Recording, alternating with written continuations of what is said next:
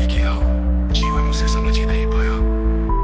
क्या उद्देश्य है मानव जीवन का? धन अन्य प्रजातियां भी संग्रह करती है। सम्मान ये केवल दूसरों की दृष्टि है।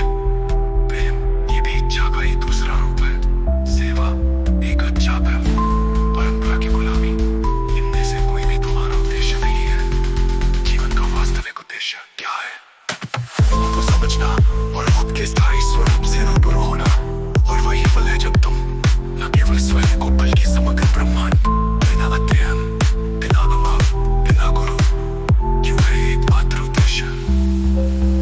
क्योंकि बुद्धि केवल जीवन यापन की एक मशीन है। मन केवल इच्छाओं की आपूर्ति का यंत्र।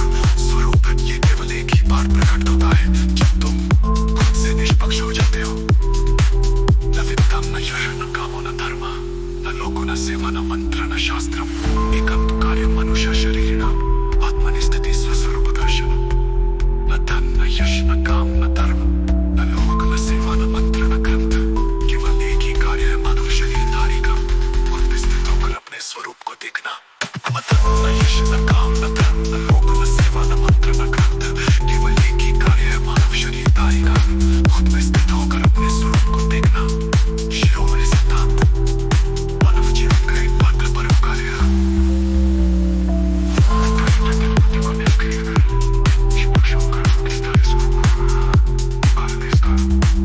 बाकी सब समझदारी बुद्धि से प्रेरित जीव वचन है।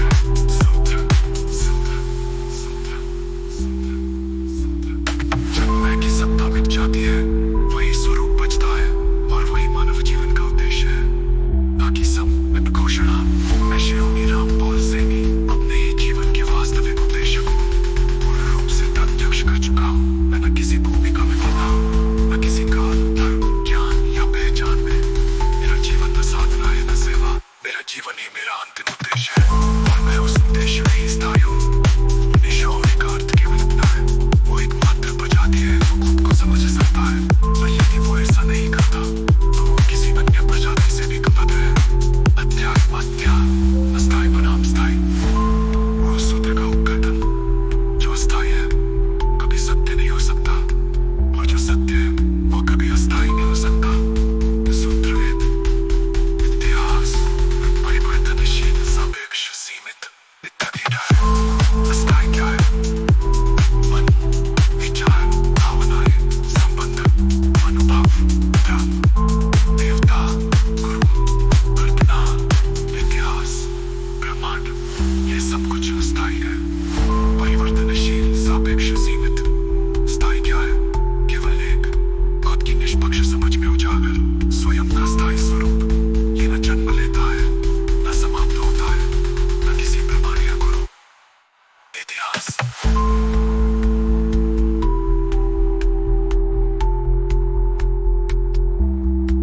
ये सब कुछ अस्थायी है। परिवर्तनशील, सापेक्ष, सीमित। स्थायी क्या है? केवल एक खुद की निष्पक्ष समझ में उजागर स्वयं का स्थायी स्वरूप।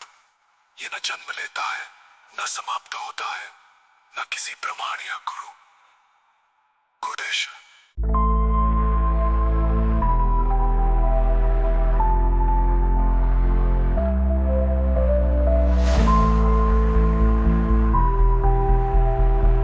अध्याय को न समझ सका, उसने चाहे कुछ भी किया हो, जीवन उसे समझ ही नहीं पाया। क्या उद्देश्य है मानव जीवन का? धन अन्य प्रजातियां भी संग्रह करती है। सम्मान ये केवल दूसरों की दृष्टि है। प्रेम ये भी इच्छा का ही दूसरा रूप है। सेवा एक अच्छा पहल, परंपरा की गुलामी, इनमें से कोई भी तुम्हारा उद्देश्य नहीं है। जीवन का वास्तविक उद्देश्य क्या है? को समझना और खुद के स्थायी स्वरूप से रूबरू होना।